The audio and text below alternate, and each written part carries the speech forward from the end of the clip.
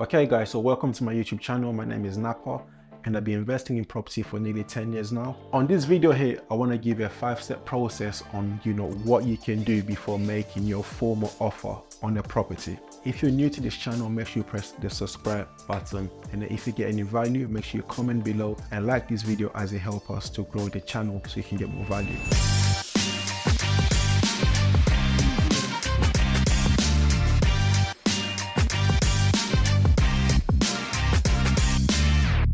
When you find your property deal, you want to make an offer, the first thing that you want to do, have an end goal into mind, what you're looking to do for that property.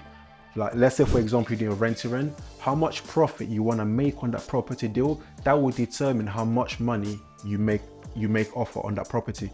If you're doing a flip, right, you want to look into, okay, how much, if it's 20%, 30% return that you want to make on your investment, you look at the end goal first and then you reverse engineer backward, and that will allow you to identify the figure that you want to use in order for you to make your offer. So let's say for example, you're coming across a rent deal, as most people ask me, like when I'm looking at a deal, whatever that property is advertised for, it doesn't really bother me, Even I'm buying a property, for example, I bought a property, was in the market, they wanted 70k, I ended up buying it for 53.5. Like, that advertising figure does not mean anything to me. What matters to me the most is what I'm going to do to that property and how much money I want to make. That will determine me to offer the price that I want to offer. When I'm looking at a property deal, whatever is advertised, I don't really care, it doesn't bother me.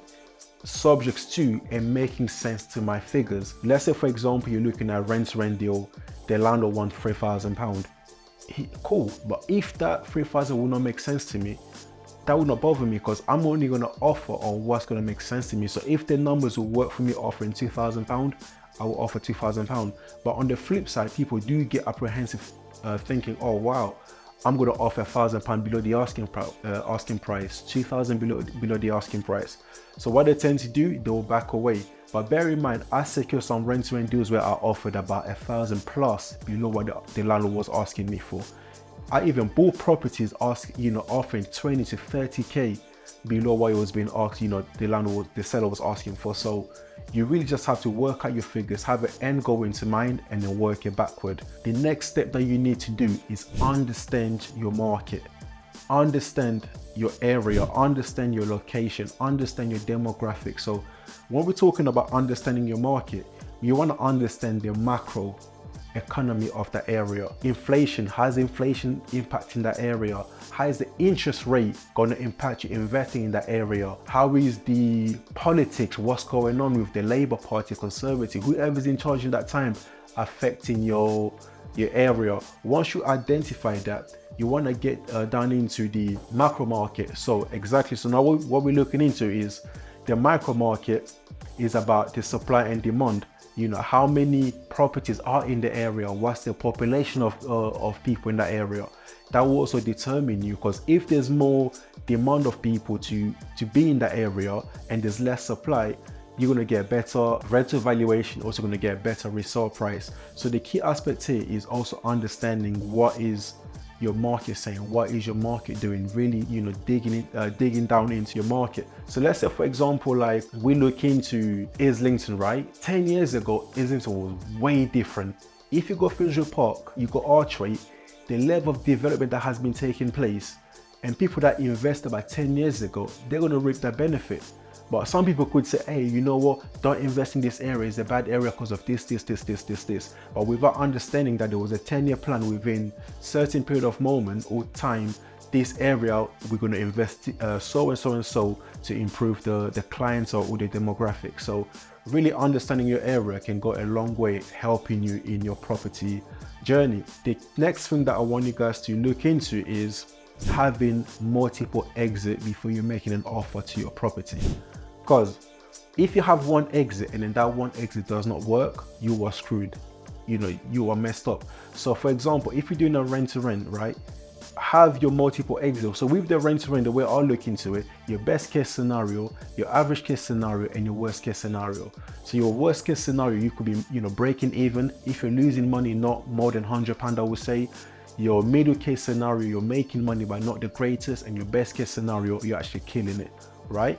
And then your second exit could be if that deal does not go according, because your paper due diligence may not be the exact same in reality. So if it doesn't replicate in real life, how would you exit and not lose money?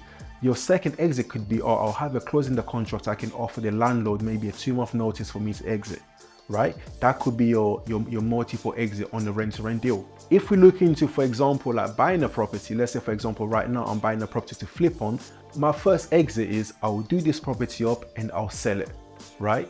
And then my second exit is if it doesn't sell or I don't get the offer that I'm looking to get, my second option is I can refinance the property, get the money back out and rent it out. And if I do refinance the property, I'm leaving about 5K, which is within my parameters when I'm looking at, BR deals. So you really want to have multiple exits when you're looking at your property deals. The fourth step is factoring the refurb cost, right? Some people could say, yeah, I'm buying this property turnkey or I'm buying it with a tenant in situ. So if that property the tenant leaves, it may need some revamping, but most people do not factor that. If you're doing your rental and you're taking on a deal, you want to actually maximize your market. You want to make sure that property is in good need, is in good condition.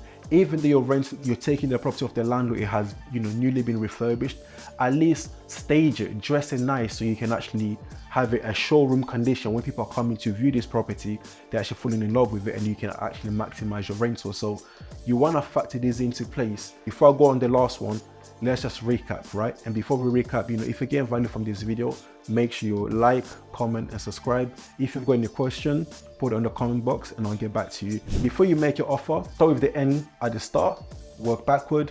Secondly, understand your market. Thirdly, look into having multiple exit. And then fourth, factor in a refurb cost, even though you may not need it. And then finally, before you make your offer, look into comparables. What are the comparables in that area? How much can you actually rent out the rooms in that area?